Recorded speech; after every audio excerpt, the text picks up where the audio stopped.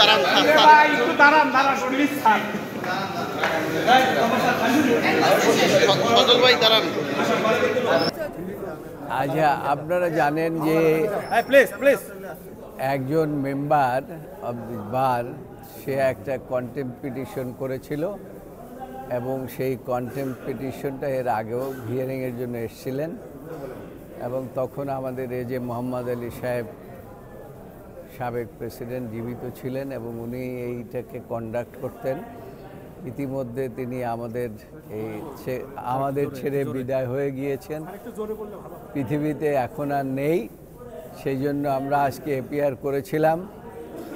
উনি বাদে সকল কন্টেমনার 6 জনই উপস্থিত ছিল।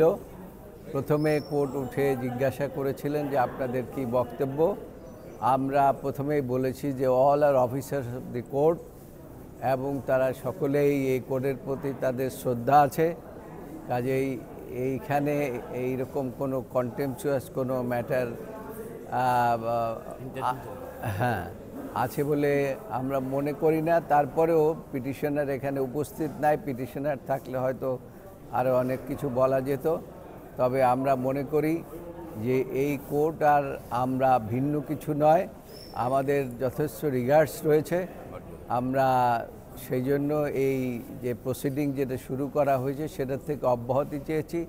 কোর্ট প্রাথমিকভাবে এই পার্সোনাল অ্যাপিয়ারেন্সের যে আদেশটি ছিল সেটা ডিসপেন্স উইথ করেছে, আর একটা লিখিতভাবে দিতে বলেছে, যেটা আমরা ওনারা আগের থেকেই চেয়েছেন এবং সেইটা আগামী 25শে জুলাই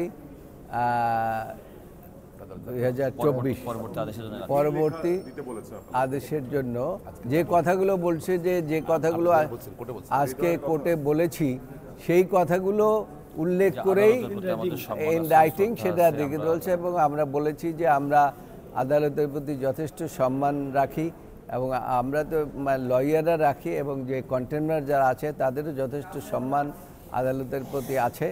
এইগুলোই তিনি বলছেন যে লিখিতভাবে আপনারা আমাদেরকে দেন। চিফ জাস্টিস তো আপনাদের উদ্দেশ্যে কিছু বলেছেন যে আপনারা লেখা দিলেই আমরা উনি কি বলেছেন সেটা তো আদালত বলতেই পারে, আদালতের এখতিয়ার, এটা আদালত কি বললেন না বললেন সব কিছু তো এখানে কিছু নাই।